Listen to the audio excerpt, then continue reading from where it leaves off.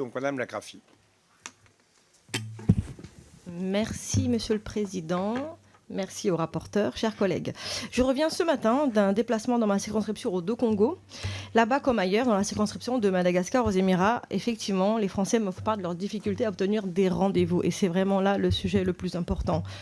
Or, pour nos compatriotes à l'étranger, le consulat, c'est en même temps la mairie, c'est en même temps la préfecture. Même si je salue la digitalisation croissante, beaucoup de services sont nécessaires à des agents qui doivent traiter les dossiers et il faut voir les agents pour faire les démarches. Je rappelle par ailleurs que ces derniers ont fourni un travail absolument remarquable durant la crise et je tenais ici à les remercier. Et je voulais aussi répondre à certains collègues qui ont parlé avant moi sur les traitements des dossiers. Ce qu'il faut savoir, c'est qu'à Kinshasa, il faut 2 semaines pour faire un passeport. À Brazza, il faut 3 semaines pour faire un passeport quand il faut en moyenne 3-4 mois en région parisienne. Donc vraiment, merci à nos agents qui font un travail absolument remarquable.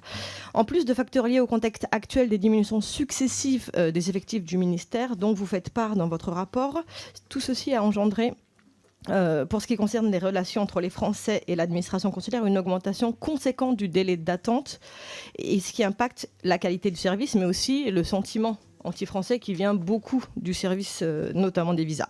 Comme vous l'avez souligné, le projet de loi de finances pour 2023 prévoit une augmentation inédite depuis 1993 des effectifs du ministère, de 100 équivalent 106 ETP, donc équivalent temps plein. Notre majorité a ainsi su prendre pleinement la mesure des besoins exprimés par les agents du ministère et des Français de l'étranger. Je tiens donc tout particulièrement à saluer cette évolution. Toutefois, si la tendance est à la hausse, elle pourrait être bien plus importante. Par conséquent, je souhaiterais savoir comment seront allouées ces augmentations des effectifs, combien de ces postes seront affectés à l'administration consulaire et quels consulats seront concernés par ces renforts de moyens humains. Je vous remercie. Merci beaucoup, Madame la députée.